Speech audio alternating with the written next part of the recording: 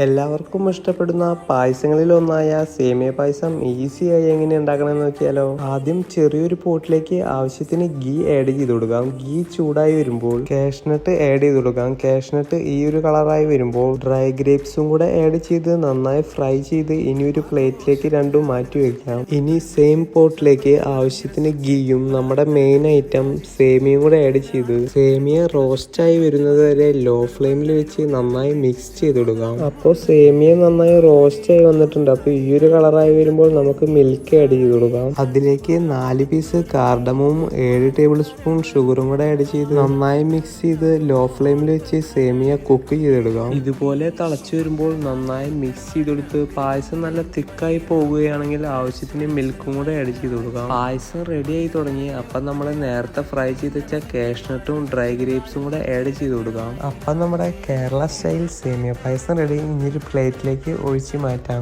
ഗാർണിഷിനായി fry ചെയ്ത് വെച്ച dry ഗ്രേപ്സും കാഷ്നട്ടും ഇട്ട് ഫിനിഷ് ചെയ്യാം. അപ്പോൾ ഈ ഒരു റെസിപ്പി എല്ലാവർക്കും അറിയുന്നൊരു ഐറ്റമാണ്. എങ്കിലും എല്ലാവരും ട്രൈ ചെയ്ത് നിങ്ങളുടെ ഫീഡ്ബാക്ക് കമൻ്റ് ആയിട്ട് അറിയിക്കണം. അപ്പോൾ ഇനിയും പുതിയ റെസിപ്പീസിനായി പേജ് ഒന്ന് ഫോളോ ചെയ്ത് വെച്ചേക്കുക. അപ്പോൾ നെക്സ്റ്റ് വീഡിയോയിൽ കാണാം. Okay, by.